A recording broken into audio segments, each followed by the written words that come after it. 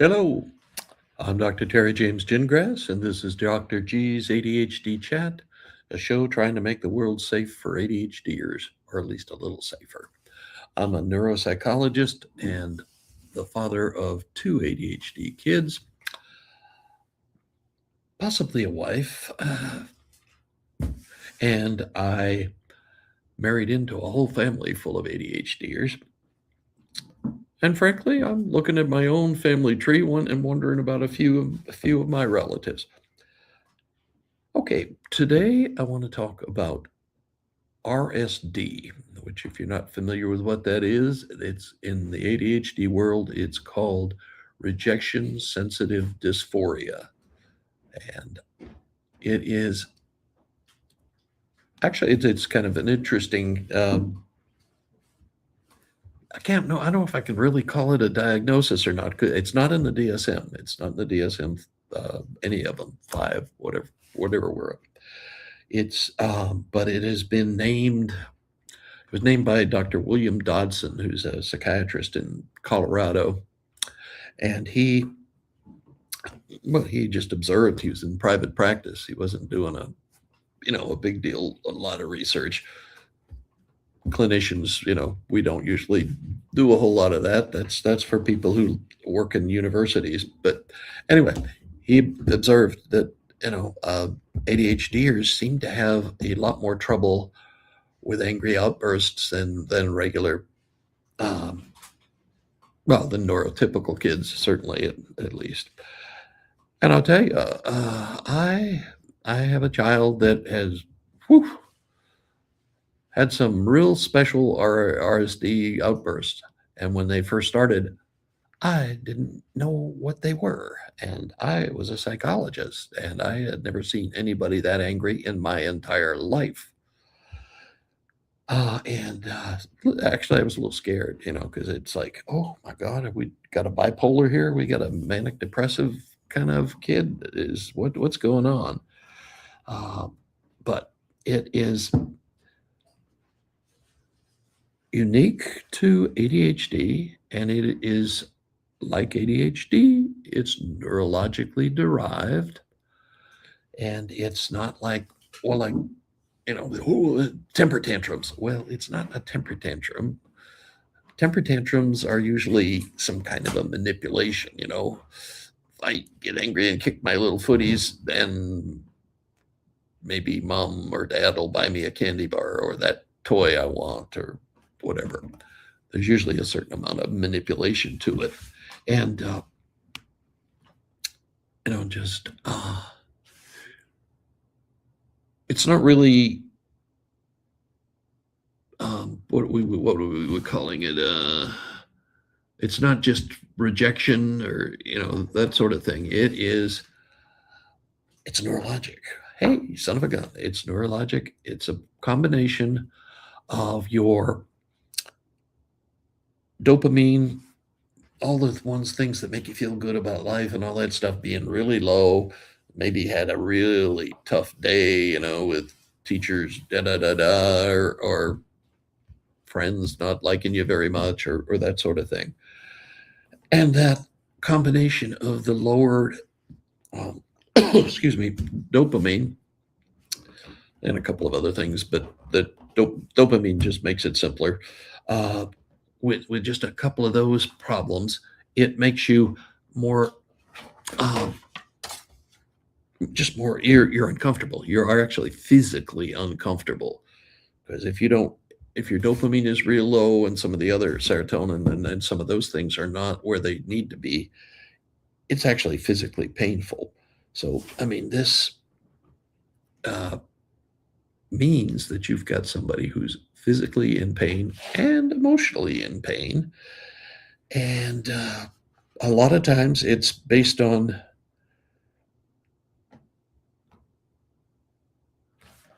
people say, oh, they don't emotionally regulate very well. Well, yeah, they don't actually, but uh, the way this is defined is so good for clinicians, especially. I mean, It's not technically in the Diagnostic and Statistical Manual of the American Psychiatric Association, which, if you aren't familiar with that, that's the big book that the psychiatrists get together every few years and, in my opinion, screw it up. Uh, then they change things around, and they have not gotten around to looking at RSD yet. But I mean, it fits so well. It just is, you know, those of us who've worked with ADHD for some years, it just, yeah, that's it. That's what's going on. These kids, their brains are a little different. They aren't brain damaged or anything like that. Their brains are different. They're designed for a different environment than the one we have developed for them. So they have that going on all the time. They've got that little conflict between, oh, this is what I really want to do, but teacher's not going to let me, and I think all kids have a little bit of that, but an ADHDers get a lot more. And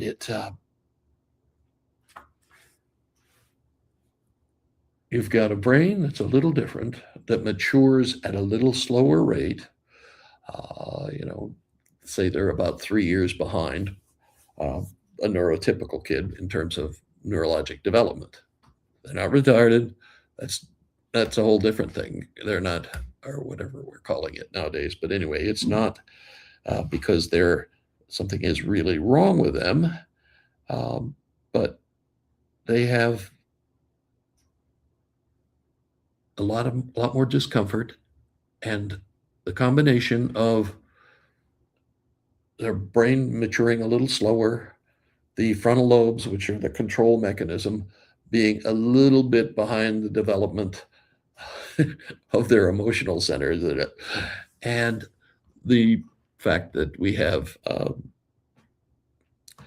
delayed or lowered dopamine means we're going to, and then you add to that tons of criticism. I mean, these kiddos get criticized at an incredibly high rate. I mean, I think somebody calculated, I have no idea how they came to this, but they calculated that by age 12, an ADHD child has had 20,000 more critical comments than a neurotypical child. That is absolutely fascinating to me. And I just, I don't understand. Well, I mean, you'd think these kids would be worse than they are, would be feeling worse, but it's got nothing to do with being thin-skinned or any of that stuff. That's you think, oh, you're just a sissy, or just can't handle it, or whatever other things people say when they're not very sensitive, and it's not that they're being melodramatic or any of that stuff. They hurt. They honestly hurt. And we got to keep reminding ourselves this is a neurologic condition. It's a neurologic condition characterized by some physical differences in the actual brain development, and also by the neurotransmitters, those little chemical messengers that make the brain work, are not quite the same for them as it is for other kids. And that combination, plus everybody telling you're making too much noise, you're too loud, uh, tipping your chair over is not appropriate for the classroom, and all those other things. It well, it's just, you have repeated problems where you have more trouble than the other kids in most things. I mean, some kids. I mean, you've got to find with your ADHD child, you have to find the superpowers. I hate saying that because superpower, it's not a superpower, but it's what are you good at is all you're saying. And what do you do well? What comes naturally to your hand, as they say. And it with an ADHD child, the thing we're doing with them, we've got a kid who's made to run the fields and the forests and all that kind of stuff. And we put him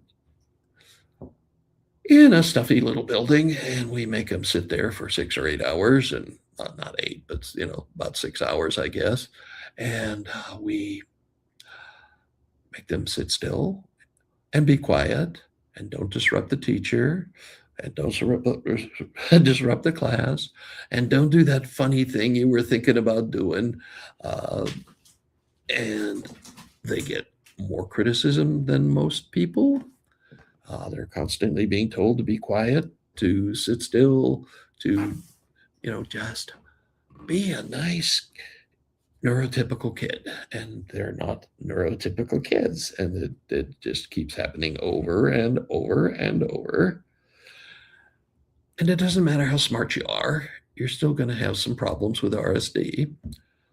It's not one of those things that a great intellect is going to say, well, I just won't get angry ever again. Just won't feel upset ever again. And that doesn't work. And nor, by the way, does willpower work. And we have a lot of people who just, can't you just be quiet and not do this and not do that? Well, good luck with that. I mean, we all of us with ADHD kids have had some experience with pushing, geez, just one day. But we're not going to get that, are we? We have to be able to present ourselves and do the job regardless of what we want to do or what or how much energy we've got. I mean, RSD is a very real thing. Fortunately, it is not related to some major psychiatric condition. I mean, in the sense of major, the major ones, the bipolar disorder, the schizophrenia, all those things, they're not related. Okay. It's a different thing. They're basically getting a lot of criticism. They're uncomfortable. They're physically uncomfortable. They're neurologically uncomfortable. And sometimes they just go off. Boom. And there you are. You've got this child who's screaming and kicking his or her feet and pounding on the floor or whatever, or sometimes just howling, just that loud sound that a young kid can make. And that makes for some issues. And it also, as a parent, it makes for some decisions, you have to think about. And I talk about strategic parenting all the time. I wrote a book about it, but basically what it is you have to be aware of what's going on. You can't just say, well, this is the plan, we're going to follow the plan. No, sometimes you got to look at them and say, he's had a really crummy day, or she's had a really crummy day today. Apparently, I can tell because they're so, they're so tense, they're so upset, they're so da da da da da. So maybe the trip to go shopping or whatever is not a good idea today. Maybe we'll just forget about it today and just go stay home and try to calm everything down, maybe go for a walk or something like that. Okay, I mean, when the minute you're the parent of an ADHD child, you have to be aware. You have to be paying attention in ways that, you just really don't have to with a neurotypical kid. I mean, obviously you still have to pay some attention, but with an ADHD child, you have to be planning ahead because these episodes, you can intercept if you catch them early. Once they're blowing off, I mean, they've gone off, it's too late. But if you do it early enough, you can get hopefully get things under control, keep things down, and just have maybe just either a little minor thing, or maybe if you're real lucky, nothing at all. But the one thing that you have to have before any of this, before you intercede at all, is you have to understand, okay, this is not willful. This is not the same thing as a temper tantrum. This is a young lady or young man who's in some considerable pain, and most frequently not for anything they've really done, but they've been criticized all day. They've been in an uncomfortable situation all day. They probably haven't been allowed to get enough exercise. They are physically and psychologically uncomfortable, unhappy, and in pain. And you have to keep reminding yourself it's a neurologic condition. Or if it makes it better for you, it's a neurologic difference. And you need to be aware, and you need to be paying attention to them, and you need to be able to kind of figure out, okay, did we have a good day today? Was it a pretty good day? Was it a horrible day? Terrible? We don't pay a lot of attention to it, but when somebody's really angry around you, you can feel it. I don't know exactly what the mechanism is, but you can feel it. You know that they are upset, and you know that, well, if it's your child, then you have a certain responsibility to grab a hold of things and settle stuff down. But the first thing you have to do is understand RSD. Okay, it's neurologic. It's not willfulness or any of those other things. It's neurologic, and you have to remember that. Once you understand that, you can start changing things. Okay, because if you catch it early enough, you can redirect, and things will be somewhat better. You can't always be sure of that, but if you get better and better at it, um, and you will hopefully be able to get pretty good at interceding in a nice, calm, controlled way. Pretty much the worst thing you can do is match anger with anger. That's that will be a really bad situation. And some people, well, some parents just don't know exactly what to do with that. And I'm talking about, I mean, I was a young father with kids who were, well, I had, my ADHD, or the one we were sure of first, was way younger than the other kids, and got he got pretty agitated. And we, back in those days, we didn't know what we were dealing with. I mean, there was no such thing as ADD. There was no such thing as ADHD. There was not much research. What was it? Hyperkinetic reaction of childhood was the closest diagnosis we had to ADHD. And it was not pleasant. I didn't know what was going on. And the worst thing was, I happened to be in a residency program at the time, and there were pediatric psychologists on staff, and I had them evaluate him. And I got this, nothing wrong with him. He's a pretty bright kid, but nothing wrong with him. Anyway, and I can't really blame them, because at that stage of the game, the research and everything else was not really as clear cut as it is nowadays. But we made some mistakes. We did some things I'd rather not think back on. I got angrier than I should have.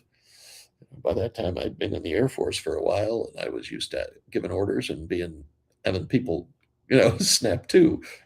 And that's not the best way to work with an ADHD child. Okay, so rejection sensitive dysphoria, RSD.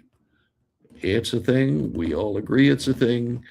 Sooner or later, the diagnostics will catch up with that, but you're going to have to deal with it well before that happens. And I hope this is a good start. We're going to do several more episodes of this. I'm not going to do them all together. I'm trying to thin that out a little bit and then switch back and forth between different categories and so on. So